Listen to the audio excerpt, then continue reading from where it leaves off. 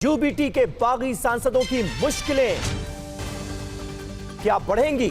जवाब है नहीं। उनकी सुरक्षा बढ़ने जा रही है। महाराष्ट्र गृह मंत्रालय ने डीजीपी को आदेश दे दिया है, 6 सांसदों को Y+ लेवल की सुरक्षा मुहैया कराई जाएगी। सुरक्षा खतरे को देखते हुए गृह मंत्रालय ने यह निर्देश दिया है। यह इस वक्त की सबसे ताजा खबर है। जो 6 बागी सांसद हैं उन्हें Y+ कैटेगरी के बराबर सुरक्षा मिलने जा रही है, यह तय हो गया है। महाराष्ट्र सरकार के गृह मंत्रालय ने डीजीपी को इसके लिए आदेश दिए हैं। आज संजय राउत की तरफ से इन तमाम सांसदों को गद्दार कहा गया, धोखेबाज कहा गया और अब जानकारी यह मिल रही है कि महाराष्ट्र सरकार के गृह मंत्रालय ने खतरे को देखते हुए उद्धव ठाकरे के बागियों को Y+ कैटेगरी जैसी सुरक्षा देने की बात कही है। डीजीपी को निर्देश दिए गए हैं। जयप्रकाश सिंह हमारे संवाददाता इस वक्त हमारे साथ मौजूद हैं। सीधे आपको मुंबई लिए चलते हैं। जेपी, क्या जानकारी मिल रही है और रीजन क्या बताया गया है इसके पीछे? Y+ कैटेगरी जैसी सुरक्षा देने की बात कही गई।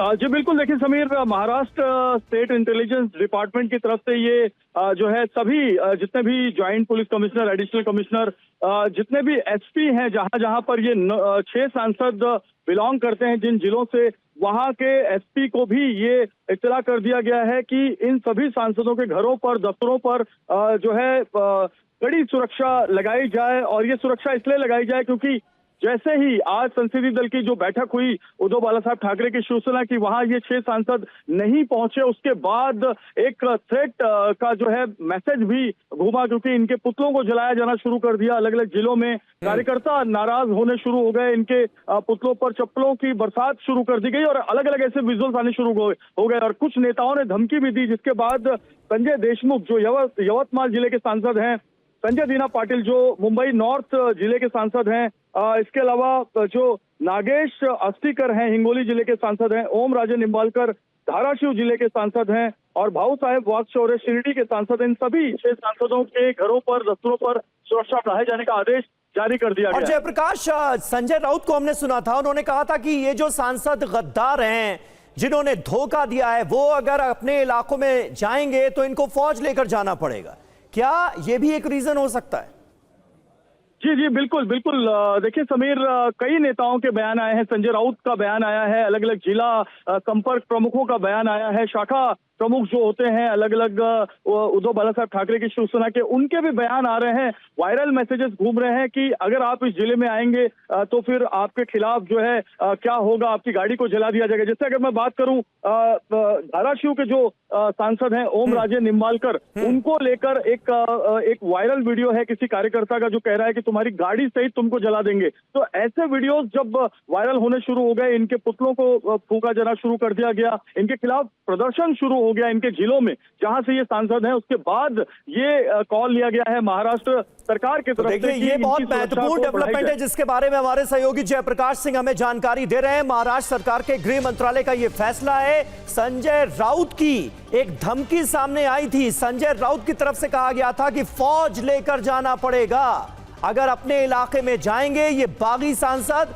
ये गद्दार सांसद, तो उन्हें फौज लेकर साथ जाना पड़ेगा। और उसके बाद अब इन तमाम सांसदों की सुरक्षा में इजाफा किया गया है। Y+ कैटेगरी जैसी सुरक्षा इन्हें प्रोवाइड की जाएगी, ये तय हुआ है। और डीजीपी को महाराष्ट्र सरकार के गृह मंत्रालय ने निर्देश भी दिए हैं। संजय राउत के बयान का जिक्र हो रहा है। क्या कहा था संजय राउत ने, सुनिए जरा। 4-5 एमपी यानी पार्टी नहीं होती ना, उनको एमपी बनाने वाली पार्टी है, कार्यकर्ता है जो सड़क पर अब उतरे हैं और उतरते रहेंगे। उनके घर उनको घर में रहना मुश्किल होगा। मैं आपको ऑन रिकॉर्ड बोल रहा हूं।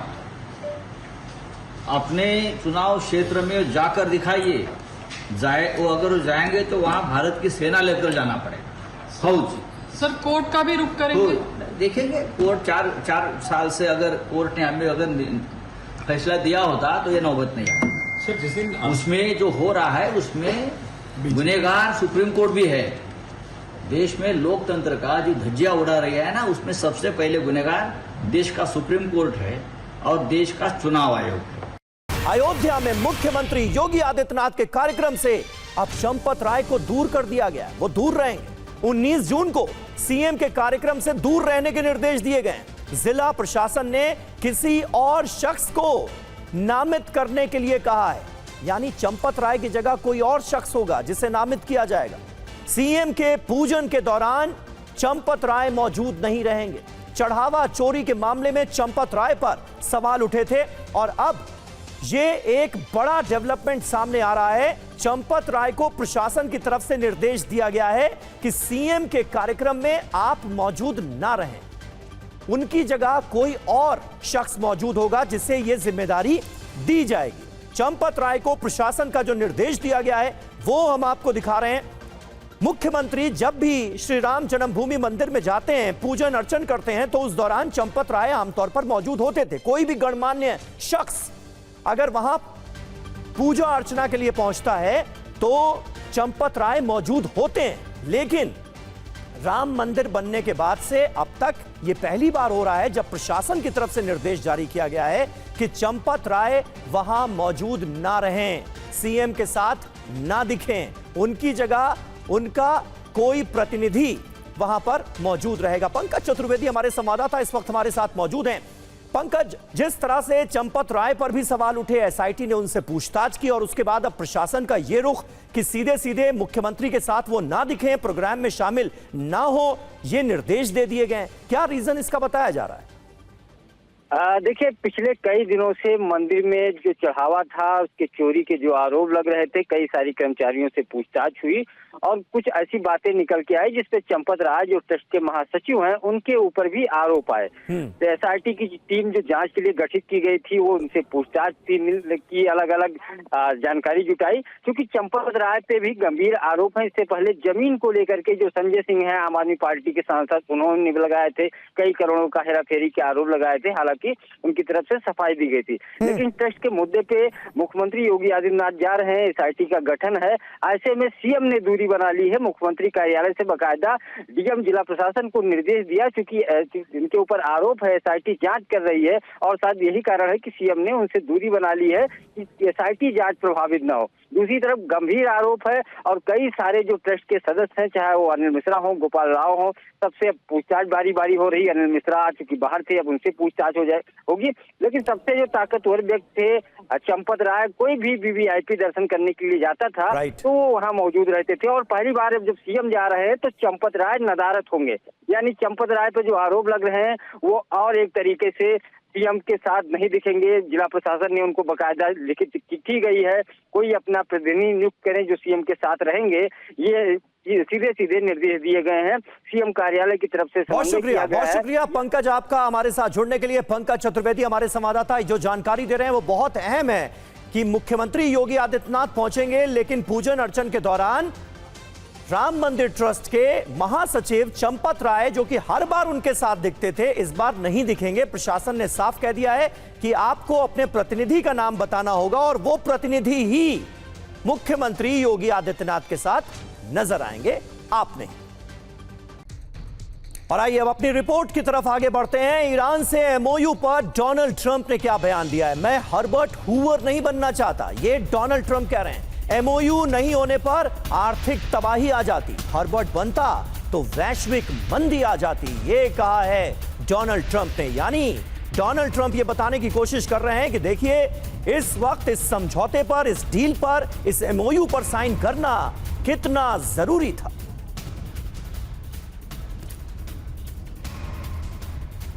लेकिन इसे कहा तो जा रहा है ट्रंप का सरेंडर ही। ट्रंप के सरेंडर की इनसाइड स्टोरी आपको बताते हैं, वर्ल्ड एक्सक्लूसिव रिपोर्ट अब आपके सामने आने जा रही। ट्रंप ने क्या कहा? मैं हर्बर्ट हूवर नहीं बनना चाहता, मेरे लिए हर्बर्ट बनना आसान होता, हर्बर्ट बनता तो वैश्विक मंदी आ जाती। हूवर बनने का डर क्यों सताया डोनाल्ड ट्रंप को? दरअसल कच्चे तेल की कीमतें $150 से $200 प्रति बैरल पहुंच सकती थी। वैश्विक बाजारों में अस्थिरता कायम रहती, महंगाई और गैस की कीमतें आसमान छूती। अमेरिका और दुनिया की अर्थव्यवस्था पर इसका असर पड़ना शुरू भी हो गया था। दुनिया के शेयर बाजार डूब जाने का खतरा भी था और यही वजह है कि डोनाल्ड ट्रंप यह बताने की कोशिश कर रहे हैं कि देखिए कितना जरूरी हो गया था इस एमओयू पर साइन करना। हूवर बनने का डर, ट्रंप ने किया सरेंडर। जंग पर रोजाना खर्च देखिए कितना हो रहा था, $1 बिलियन के करीब रोजाना खर्च हो रहा था। हथियार भंडार खाली हो रहे थे, 20 से 30% हथियार भंडार खाली हो गए। महंगाई पर जो असर पड़ा उसके बारे में तो दुनिया भर में बातें हुई। अमेरिका में भी 0.6% महंगाई बढ़ गई। अमेरिकी शेयर बाजारों पर इसका असर पड़ा। S&P में 7.8% की गिरावट मार्च 2026 में हुई, 7.8%। सैन्य नुकसान की बात करें तो 39 विमान और ड्रोन तबाह हुए। $2.35 बिलियन के सैन्य उपकरण राख हो गए। अमेरिकी बेस पर जो तबाही मची उसका जिक्र बार बार हुआ। $800 मिलियन का नुकसान हुआ है।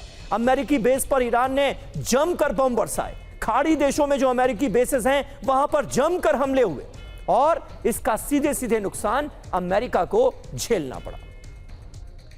और आइए अब आपको सुनाते हैं कि डोनाल्ड ट्रंप ने हर्बर्ट हूवर को लेकर कहा क्या था। और आइए अब आपको बताते हैं कि डोनाल्ड ट्रंप ने हर्बर्ट हूवर का नाम क्यों लिया। MOU के बचाव में यह बयान दिया गया है। 1929 में जो अमेरिकी राष्ट्रपति थे उनका नाम था हर्बर्ट हूवर। महामंदी का कारण हर्बर्ट की नीतियां बनी, उनकी पॉलिसीज बनी। मंदी लाने वाले राष्ट्रपति की उनकी छवि बन गई और इस छवि से जीवन भर आज तक वो पीछा नहीं छुटा पाए। हर्बर्ट के कार्यकाल में शेयर बाजार क्रैश हुआ था और इसीलिए डोनाल्ड ट्रंप ये कह रहे हैं कि वो हर्बर्ट हूवर नहीं बनना चाहते थे। मनीष झा हमारे सहयोगी हमारे साथ जुड़ गए हैं। मनीष, भले ही हर्बर्ट हूवर नहीं बनना चाहते हो, डोनाल्ड ट्रंप नहीं बन पाए हो, लेकिन जो वो बन गए हैं अपने दूसरे कार्यकाल में उसे भी सालों साल तक याद रखा जाएगा। ये बात सही है या गलत? नहीं, बिल्कुल सही बात है। देखिए, प्रेसिडेंट ट्रंप तो शांति दूत बनकर आए थे और अपने 1.5 साल के कार्यकाल में 8 या 9 जगह पर उन्होंने बॉम्बिंग की। तो आप समझ ही सकते हैं कि उनको इतिहास की स्मृति में जाना जाएगा। जहां तक वो कहते हैं कि हर्बर्ट हूवर नहीं बनना चाहते, वो बन भी नहीं सकते, क्योंकि हूवर उस दौरान अमेरिका के राष्ट्रपति बने जब पहले विश्व युद्ध की भारी तबाही हुई थी। यूरोप में लाखों लोग भूखे मर रहे थे। तब अमेरिका ने फूड असिस्टेंस प्रोग्राम चलाया था। चूंकि उसमें अमेरिका का काफ़ी पैसा खर्च हुआ था, इसलिए अमेरिका के बिजनेसमैन का कहना है कि इसी वजह से अमेरिका में मंदी आई थी, जो कि जरूरी नहीं है। हो सकता है कि वो युद्ध का इम्पैक्ट था जो कि अमेरिका में दिखा था और कम से कम उन्होंने लाखों लोगों की जिंदगियां बचाई थी। ट्रंप को ये क्रेडिट नहीं दिया जा सकता है। और वही दूसरी बात यह है कि वो दूसरे से क्या तुलना करेंगे। अभी तो फिलहाल उनका कार्यकाल बचा हुआ है और कितने डिजास्टर होने बाकी हैं वो अमेरिका को भी देखना है, क्योंकि अमेरिका ने एक चीज़ ये भी देखी कि वो पहले ऐसे राष्ट्रपति हैं जिन्होंने एक शांति समझौते पर साइन किया और उसके बाद हर अमेरिकी को लग रहा है कि अमेरिका ने सरेंडर किया है। बिल्कुल बिल्कुल। और ईरान से जो आवाजें उठ रही हैं और ईरान से जिस तरह के बयानात सामने आ रहे हैं उसमें भी कहीं ना कहीं इस बात का एहसास बार बार डोनाल्ड ट्रंप को कराया जा रहा है कि किया तो तुमने सरेंडर ही है। वर्साई में हस्ताक्षर के दौरान डोनाल्ड ट्रंप ने दिया बड़ा बयान। कहा, मैं बता सकता हूं ये आसान नहीं है। मैक्रों के साथ डिनर के दौरान वर्साई पैलेस में ये दस्तखत हुए, हस्ताक्षर हुए। ट्रंप के इस बयान की दुनिया भर में चर्चा है। वो बयान आपको सुनवाते हैं। तो डोनाल्ड ट्रंप जब साइन कर रहे थे, दस्तखत कर रहे थे, तो उसी दौरान उन्होंने धीरे से ये कहा कि this is not easy, I can tell you. बहरहाल आगे बढ़ते हैं और आपको बताते हैं कि ये डोनाल्ड ट्रंप का बयान जो है इसके मायने मतलब क्या है, क्यों कह रहे हैं डोनाल्ड ट्रंप की ये आसान नहीं। 9 पॉइंट में इसकी ABCD आपके सामने रखने जा रहे हैं। ट्रंप ने कई बार कहा समाधान सैन्य कार्रवाई नहीं है, आर्थिक स्थिरता और तेल की कीमतें अहम कारण हैं। युद्ध दुनिया में ऊर्जा बाजार को प्रभावित कर रहा था। तनाव और खिंचता तो मंदी से बचना मुश्किल हो जाता। फैसला सुरक्षा, कूटनीति, आर्थिक हितों के मुताबिक लिया गया है। परमाणु कार्यक्रम को सीमित करना भी प्राथमिकता है। क्षेत्रीय युद्ध का जोखिम बेहद कम करना उद्देश्य था। ट्रंप ने पहले भी ईरान पर आर्थिक प्रतिबंध लगाए। किसी भी समझौते का मतलब सभी मांगे छोड़ना नहीं होता, वो अब ये बताने की कोशिश कर रहे हैं। ट्रंप का रिपोर्ट कार्ड अब हम आपके सामने रखने जा रहे हैं, क्योंकि डोनाल्ड ट्रंप क्या चाहते थे, क्या हुआ, आज ये जानना भी तो जरूरी है। टारगेट देखिए क्या था, ईरान की मिसाइल क्षमता को खत्म कर दिया जाएगा। नतीजा बुरी तरह से फेल साबित हुए अपने इस मकसद में डोनाल्ड ट्रंप। परमाणु कार्यक्रम पर रोक लग जाएगी। इसका नतीजा यह है कि ईरान की तरफ से इस पर रजामंदी दी गई, लेकिन जो होगा 60 दिन के बाद होगा। संवर्धित यूरेनियम पर कब्जा चाहते थे डोनाल्ड ट्रंप, लेकिन बुरी तरह से फेल साबित हुए। ईरान बिल्कुल तैयार नहीं है कि वो संवर्धित यूरेनियम अपना अमेरिका को सौंप दे। ईरान में तख्ता पलट, ये पहली मंशा सामने आई थी, पहला मोटिव सामने आया था, लेकिन बुरी तरह से यहां पर फेल साबित हुए डोनाल्ड ट्रंप। जिसने भी राय दी, सलाह दी, गलत दी। ईरानी प्रॉक्सीज को खत्म करना, इसमें भी वो बुरी तरह से फेल साबित हुए। हिजबुल्लाह आज भी लेबनान में मौजूद है, हूती आज भी यमन में मौजूद है। हमास का खात्मा जरूर इजराइल ने कर दिया है, गाजा में अब वो चुनौती बहुत हद तक खत्म हुई। ईरान को पैसा नहीं देंगे, ये कहा था डोनाल्ड ट्रंप ने, आपको याद होगा बार बार, लेकिन इसमें भी वो फेल साबित हुए। $300 अरब ईरान को दिए जाएंगे, ये भी एमओयू में साफ साफ लिखा हुआ है। तो अमेरिका और ईरान ने एमओयू पर दस्तखत कर दिए हैं। अमेरिका से राष्ट्रपति ट्रंप ने हस्ताक्षर किया, ईरान के राष्ट्रपति मसूद पजेश्कियान ने भी इस एमओयू पर साइन कर दिए। वर्साई और तेहरान से दोनों ने साइन किए। अंग्रेजी और फारसी में ये पेपर साइन हुए हैं और एमओयू पर साइन को लेकर क्या कहा गया है सुनाते हैं आपको। तो डोनाल्ड ट्रंप में एक बात बड़ी अच्छी है कि कहीं भी हो पत्रकार जो भी सवाल पूछ लें जवाब जरूर देते हैं। आगे बढ़ते हैं। अमेरिका ईरान में हस्ताक्षर, ट्रंप ने किया सरेंडर, ये क्यों कहा जा रहा है आपको समझाते हैं। न्यूक्लियर हथियारों की बात की जाए तो ईरान परमाणु हथियार नहीं बनाएगा। बड़ी बात यह है कि एटमी कार्यक्रम पर पूर्ण रोक, जो कि ट्रंप चाहते थे, वो तो हुआ नहीं, वो तो लगी नहीं। संवर्धित यूरेनियम डाइल्यूट होगा, ईरान के पास ही रहेगा यूरेनियम, ये भी साफ है। यूरेनियम ईरान नहीं सौंपेगा। स्ट्रेट ऑफ हॉर्मुज एक बहुत बड़ा मुद्दा था, 60 दिनों तक सुरक्षित मुफ्त रास्ता ईरान देगा। बड़ी बात यह है कि वैश्विक तेल आपूर्ति इसके बाद बहाल होगी, दुनिया राहत की सांस ले रही है। हॉर्मुज में अमेरिकी हस्तक्षेप नहीं होगा, हॉर्मुज में तैयारी मजबूत करेगा ईरान, यानी ईरान का कंट्रोल यहां पर और बढ़ने वाला है। नौसैनिक नाकेबंदी की बात की जाए तो समुद्र से अमेरिका, जो नेवल ब्लॉकेट अमेरिका ने किया था, उसे हटाने जा रहा है। बड़ी बात यह है कि तेल निर्यात पर ईरान को राहत मिलेगी, क्योंकि नेवल ब्लॉकेट ईरान के लिए बहुत बड़ी मुसीबत था, ईरान माने या ना माने। जहाजों की सुरक्षित आवाजाही अब यहां से हो सकेगी। इसके अलावा पुनर्निर्माण की बात की गई और यहां पर ईरान की चली। ईरान को $300 अरब देने जा रहा है अमेरिका, इस पर ट्रंप ने रजामंदी दे दी है। बड़ी बात यह है कि ईरान को बड़ी आर्थिक मदद मिलने जा रही है। नुकसान की भरपाई डोनाल्ड ट्रंप करेंगे। कहां तो चले थे रिजीम चेंज करने, अब जो नुकसान हुआ है उसकी भी भरपाई करवा रहा है ईरान। फ्रीज संपत्ति का मुद्दा एक बहुत बड़ा मुद्दा था। ईरान के फंसे हुए पैसे अब उसे वापस मिल जाएंगे। बड़ी बात यह है कि ईरान को अरबों डॉलर मिलेंगे। आर्थिक मोर्चे पर अमेरिका ने यह बहुत बड़ा सरेंडर किया है, अमेरिका झुका है। डील साइन होने के बाद डोनाल्ड ट्रंप ने एक धमकी भी दे दी है, ईरान बात से मुकरा तो बमबारी कर देंगे। आप इसे धमकी कहें या चाहे जो कह लें, अगर ईरान डील से पीछे हटा तो अमेरिका बमबारी कर देगा, यह कहा है डोनाल्ड ट्रंप ने। सोचिए, एक तरफ तमाम तरह की बातें कहकर डील पर साइन किया जा रहा है और दूसरी तरफ धमकाया भी जा रहा है कि अगर डील से पीछे हटे तो बमबारी कर देंगे।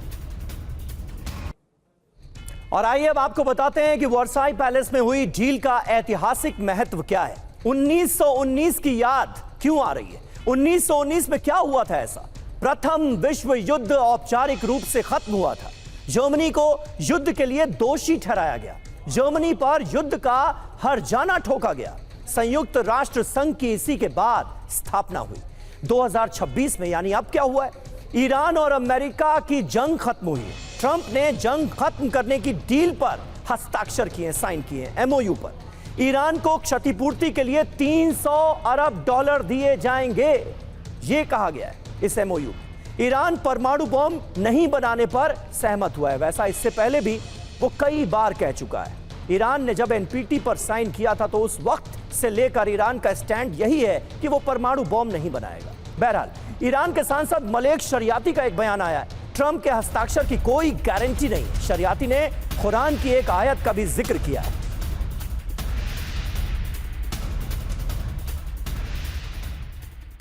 और वहीं एमओयू पर कालीबाफ, जो कि ईरानी संसद के स्पीकर हैं, वो भी एक चौंकाने वाला बयान दे रहे हैं। कह रहे हैं कि अमेरिका वादा नहीं निभाएगा तो तेहरान भी इस एमओयू का पालन नहीं करेगा। हॉर्मुज और लेबनान दोनों एमओयू का हिस्सा है। देखिए, बार बार लेबनान की याद दिलाई जा रही है, वो लेबनान जहां हमले करने से अभी भी इजराइल बाज नहीं आ रहा।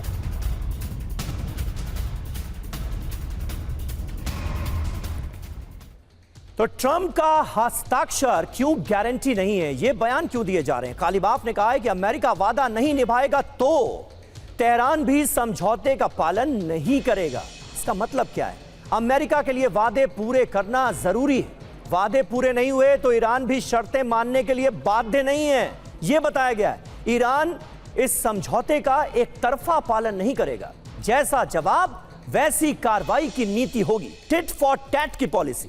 परमाणु कार्यक्रम पर ईरान सहयोग रोकेगा। दबाव बनाने और गारंटी मांगने के लिए बयान दिया गया है। समझौता तभी टिकेगा जब दोनों अपनी अपनी जिम्मेदारियां निभाएं। ये ईरान बहुत दो टूक अल्फाजों में बताने की कोशिश कर रहा है अमेरिका को। वैसे एक बात और खास हुई है और यहां पर भी चली है ईरान की। पहली बार 2 भाषाओं में डील का ड्राफ्ट तैयार किया गया। अंग्रेजी और फारसी में डील की कॉपी तैयार की गई। दोनों भाषाओं में दोनों नेताओं ने डील पर हस्ताक्षर किए।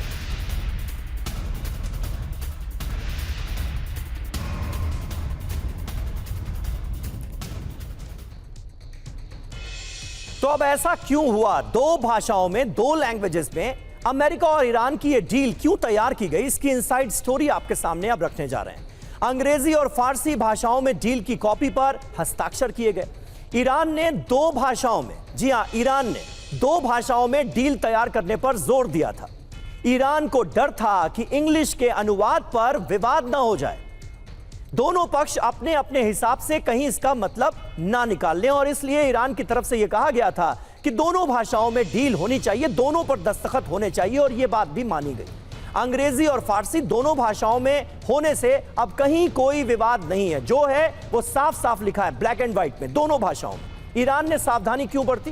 पहले पश्चिमी देशों के साथ कई समझौतों में अनुवाद को लेकर ही विवाद हो गया कि इसका यह मतलब है, इसका यह मतलब नहीं था। ये सारी चीजें ना हो इसलिए ईरान ने यह कहा था। JCPOA समझौते की शर्तों की व्याख्या पर भी विवाद हुआ था, इसलिए इस बार फूक फूक कर कदम रखा गया। वो एक कहावत है ना, दूध का जला छाछ को भी फूक फूक कर पीता है, वही हुआ इस बार।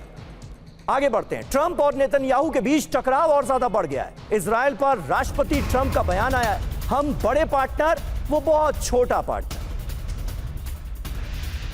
जी हां, देखिए खबर बड़ी है। रूस की राजधानी मॉस्को पर यूक्रेन ने बड़ा हमला कर दिया है। 550 से ज्यादा ड्रोन्स के जरिए यूक्रेन ने इस बड़े अटैक को अंजाम दिया। सोचिए, 550 ड्रोन एक साथ मारे गए। यूक्रेन के टारगेट पर रूस की ऑयल रिफाइनरीज थी। यूक्रेनी ड्रोन अटैक से रूसी ऑयल रिफाइनरी में कैसे लगी आग, ये देखिए आप। हमले के बाद रूस के एयर डिफेंस सिस्टम्स एक्टिव हुए और वहीं मॉस्को में ऑयल रिफाइनरी पर हमले का एक वीडियो सामने आया है। धमाके के बाद धुएं का गुबार उठता नजर आया। यूक्रेनी हमले में ऑयल रिफाइनरी को जबरदस्त नुकसान हुआ है। ये देखिए आप, जिस भी एंगल से तस्वीरें ली गई हैं, हर तरफ तबाही और बर्बादी का निशान नजर आ रहा है। पता चल रहा है कि ऑयल रिफाइनरी को कितना नुकसान हुआ है इस हमले में। भारत में अमेरिकी राजदूत सर्जियो गोर ने गृह मंत्री अमित शाह से मुलाकात की है। ये तस्वीरें आपको मुलाकात की दिखा रहे हैं। मुलाकात की जानकारी सर्जियो गोर ने सोशल मीडिया पर दी है, शेयर की है। साथ ही उन्होंने लिखा है कि गृह मंत्री अमित शाह के साथ बहुत अच्छी बैठक हुई है। हमने आतंकवाद से निपटने, अपने लोगों को नशीले पदार्थों और अवैध ड्रग्स से बचाने पर बातचीत की। साथ ही अपनी सीमाओं को सुरक्षित रखने और दोनों देशों में अपराधियों को सजा दिलाने के लिए सहयोग कैसे बढ़ाया जाए, इस पर भी बड़ी सार्थक चर्चा हुई। और रांची में आरएसएस दफ्तर पर हुए हमले के मामले में एक्शन हुआ है। पुलिस ने 3 आरोपियों को गिरफ्तार किया है। तीनों आरोपियों की सोशल मीडिया के जरिए कथित तौर पर पाकिस्तान की ISI ने भर्ती की थी। हमला करने से पहले आरोपियों ने आरएसएस दफ्तर की रेकी भी की थी। आरएसएस दफ्तर पर 2 पेट्रोल बम से हमला किया गया था।